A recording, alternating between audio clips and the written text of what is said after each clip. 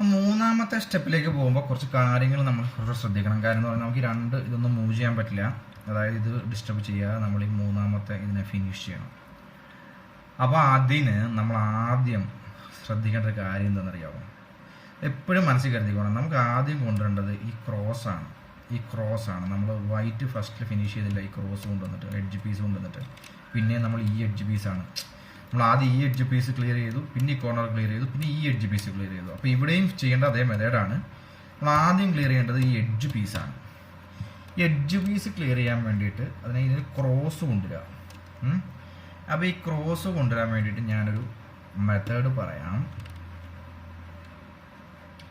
ഇതിപ്പം നിങ്ങൾ നോക്കി, ഈ മഞ്ഞ എനിക്കൊരു ഇവിടെ ക്രോസ് കൊണ്ടുവരാൻ ഞാൻ പറഞ്ഞപ്പോൾ ശ്രദ്ധിക്കണം, ഇവിടെ ഒരു ഓൾറെഡി ഫിനിഷ് ആയിട്ടുണ്ട്. ഈ എഡ്ജും എനിക്ക് ഈ ഒരു എഡ്ജ് കിട്ടിയാൽ മതി. അങ്ങനെയാണ് എന്നുണ്ടെങ്കിൽ ഇതിനെ ഞാൻ പിടിക്കേണ്ടത് എങ്ങനെയാണെന്നറിയാമോ? ഇങ്ങനെ പിടിക്കണം. അതായത് ഈ യെല്ലോ എൻ്റെ നേർക്കും വേണം, ഇത് റൈറ്റ് സൈഡിലേക്കും കിടക്കണം. ഈ രീതി വേണം ഞാൻ പിടിക്കാൻ. ഇതിനെ ഞാൻ പിടിച്ചു കഴിഞ്ഞു കഴിഞ്ഞാൽ ഞാൻ ഇതിനൊരു അൽഗോരിതം പറയാം. Small F R U R dash U dash small F dash. ഈ സ്മാൾ എഫ് എന്ന് പറഞ്ഞു കഴിഞ്ഞാൽ നമ്മൾ ബിഗ് എഫ് എപ്പോഴും എഫ് എന്ന് പറഞ്ഞു കഴിഞ്ഞാൽ അതാ ഈ ഒരു ലെയറിനെ മാത്രം, ഇതാണ് ഫേസ്, ഇതിനെ മാത്രം തിരിക്കും. ഈ സ്മാൾ എഫ് എന്ന് പറഞ്ഞു കഴിഞ്ഞാൽ എന്തറിയാം, നമുക്ക് ഈ രണ്ടെണ്ണത്തിനും കൂടെ കൂട്ടി തിരിക്കാം. ഈ രണ്ടിനെയും കൂടി ഇങ്ങനെ കൂട്ടി അങ്ങോട്ട് തിരിക്കാം. അതാണ് ഈ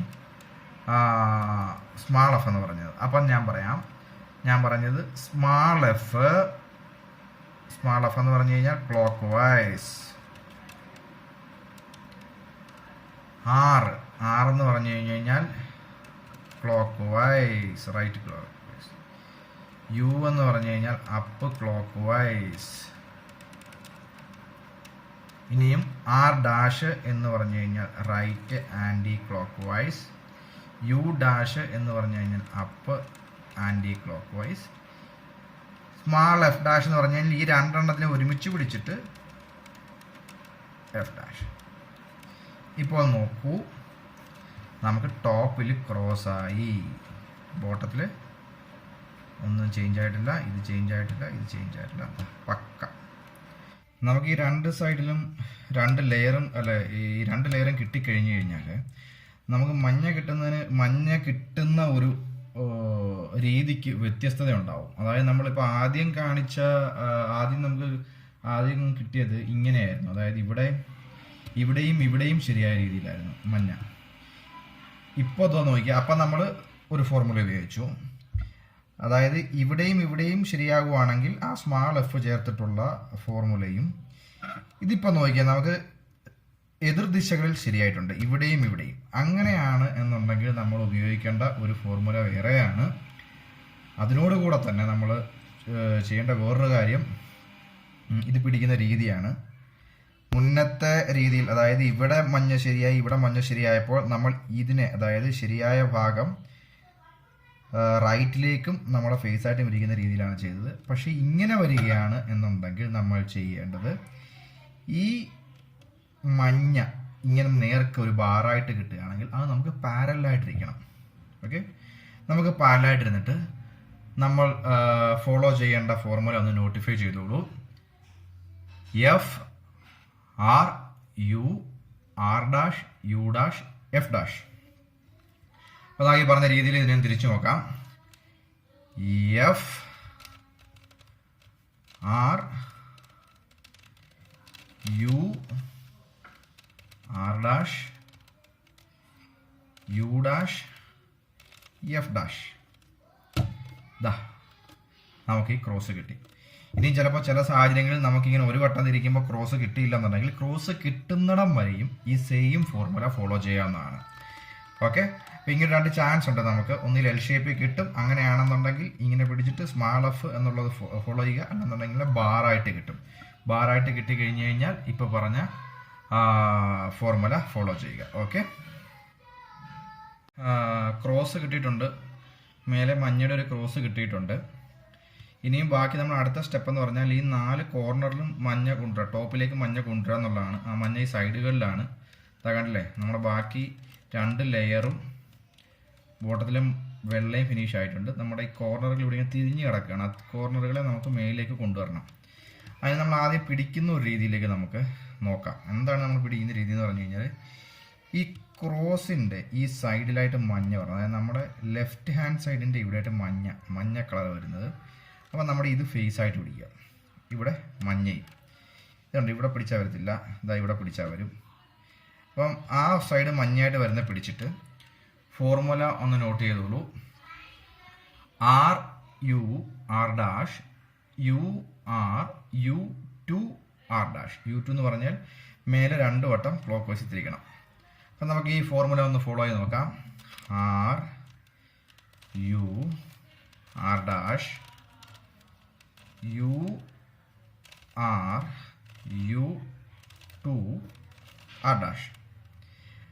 അപ്പോൾ നമുക്കിതാ എന്ത് കിട്ടിയെന്നറിയോ, ഇതിവിടെ ക്ലിയർ ആയിട്ടില്ല. ഒരു കോർണർ ക്ലിയർ ആയി, ബാക്കി 3 കോർണർ ക്ലിയർ ആയിട്ടില്ല. അപ്പോൾ ഒരു കാര്യം ശ്രദ്ധിക്കുക, ഇനി ഈ മേലത്തെ ഭാഗം മൊത്തം മഞ്ഞയാകുന്ന വരെ ഈ ഒരൊറ്റ ഫോർമുലയേ ഉള്ളൂ. നമ്മൾ പിടിക്കുന്നതിനനുസരിച്ചിട്ടിരിക്കും.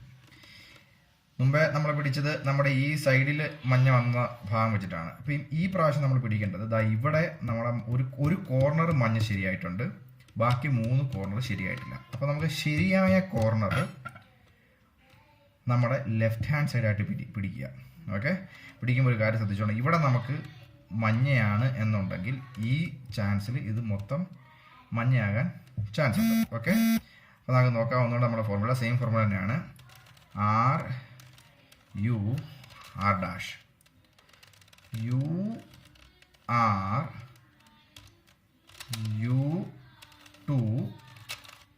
UR' ഇതാ നമ്മുടെ ടോപ്പിലെ മൊത്തം മഞ്ഞയായിട്ടുണ്ട് അല്ലേ. അപ്പോൾ നമുക്ക് നമ്മുടെ മഞ്ഞ ഫുള്ള് ടോപ്പിൽ ക്ലിയർ ആയിരിക്കുകയാണ്. ഇനിയും നമ്മൾ ചെയ്യേണ്ടത് ഈ ടോപ്പിലെ ഈ ഫേസ് ലെയറാണ് ക്ലിയർ ചെയ്യേണ്ടത്. അപ്പോൾ അതിന് നമ്മൾ ആദ്യം ശ്രദ്ധിക്കേണ്ടത് നമ്മൾ പിടിക്കുന്ന വശമാണ്. വശം എന്ന് പറഞ്ഞു കഴിഞ്ഞാൽ ഇവിടെ ഈ 2 കോർണറും വ്യത്യസ്തമായ കളറുകളാണ്, ഇവിടെ ഈ 2 കോർണറും വ്യത്യസ്തമായ കളറുകളാണ്, ഇവിടെ ഈ 2 കോർണറും വ്യത്യസ്തമായ കളറുകളാണ്, ഇവിടെ ഈ 2 കോർണറും ഒരേ രീതിയിലുള്ള കളറാണ്. അങ്ങനെ വരികയാണ് എന്നുണ്ടെന്നുണ്ടെങ്കിൽ നമുക്ക് ഫോളോ ചെയ്യേണ്ട ഫോർമുല എന്ന് പറഞ്ഞാൽ R' FR' B2 R F' R' B2 R2 എന്നാണ്. പിടിക്കേണ്ട രീതി എന്ന് പറഞ്ഞു കഴിഞ്ഞാൽ സിമിലറായിട്ട് വന്നിട്ടുള്ള കോർണർ എന്ന് പറയുന്ന ഫേസ് ബാക്കായിട്ട് പിടിക്കുക. ഓക്കെ, ബാക്കായിട്ട് പിടിച്ചിട്ട് നമുക്ക് ഈ ഫോർമുല ഫോളോ ചെയ്യാം. ഇനിയും അഥവാ എങ്ങും നമുക്ക് കിട്ടിയിട്ടില്ല എന്നുണ്ടെങ്കിൽ ഏത് വശവും നമുക്ക് പിടിച്ചിട്ട് നമുക്ക് ഈ ഫോർമുല ഫോളോ ചെയ്യാം. അപ്പം നമുക്ക് ഇങ്ങനൊരു വശം കിട്ടുന്നതായിരിക്കും. ഓക്കെ, അപ്പം ഇപ്പം ഇത് കിട്ടിക്കഴിഞ്ഞ് കഴിഞ്ഞാൽ ഉടനെ ഇത് ബാക്ക് പിടിച്ചിട്ട് ഈ ഫോർമുല ഫോളോ ചെയ്യുക. അപ്പോൾ ഇത് R'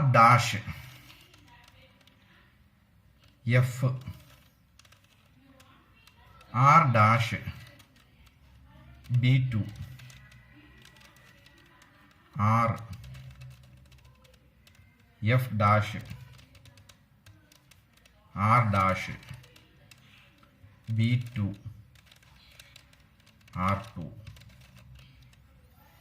ഇപ്പോൾ നോക്കി, നമുക്ക് ഈ 2 ഭാഗം ക്ലിയർ ആയിട്ടുണ്ട്, ഈ 2 ഭാഗം ക്ലിയർ ആയിട്ടുണ്ട്, ഇവിടെ ഫുള്ള് ക്ലിയർ ആയി, ഇവിടെ ഈ 2 ഭാഗം ക്ലിയർ ആയി, നടുക്ക് ക്ലിയർ ആയി.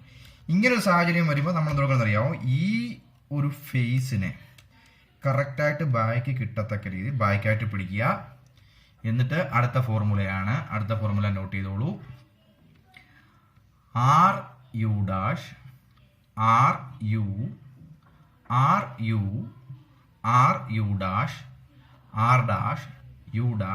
R2. ഓക്കെ, അപ്പോൾ നമുക്ക് ഈ ഫോർമുല ഒന്ന് ചെയ്ത് നോക്കാം. പിടിക്കേണ്ടത് ഇത് ബാക്കായിട്ടാണ്. എന്നിട്ട് RU'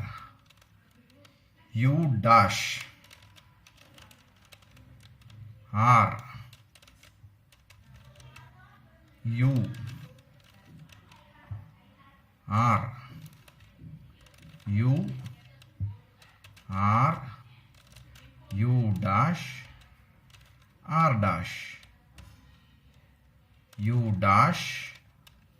R2. നമുക്ക് വീണ്ടും ഈ 2 കോർണർ ശരിയായി, ഈ 2 കോർണർ ശരിയായി, ഈ ബാക്ക് അങ്ങനെ തന്നെ നിൽപ്പുണ്ട്, ഇതങ്ങനെ നിൽപ്പുണ്ട്. അങ്ങനെയാണ് വരുന്നതെന്നുണ്ടെങ്കിൽ വീണ്ടും നമ്മൾ ഈ ബാക്കിനെ നമ്മളുടെ ഈ ക്ലിയറായ ലെവലിനെ നമ്മുടെ ബാക്കി വരത്തക്ക വിധം പിടിച്ചിട്ട് വീണ്ടും അതേ ഫോർമുല തന്നെ ഫോളോ ചെയ്യുക. ഓക്കെ, അങ്ങനെ വീണ്ടും ആ ഒരൊറ്റ ഫോർമുലയേ ഉള്ളൂ, അത് തന്നെ ഫോളോ ചെയ്യുക. R U dash, R U, R U, R U dash, R dash, U dash, R2. ഇപ്പം നമുക്ക് ഇവിടെ ക്ലിയറായി, ഇവിടെ ക്ലിയറായി, ഇവിടെ ക്ലിയറായി, ഇവിടെ ക്ലിയർ. അങ്ങനെയാണെങ്കിൽ ഇതിനെ തിരിച്ച് വെച്ചാൽ മതി.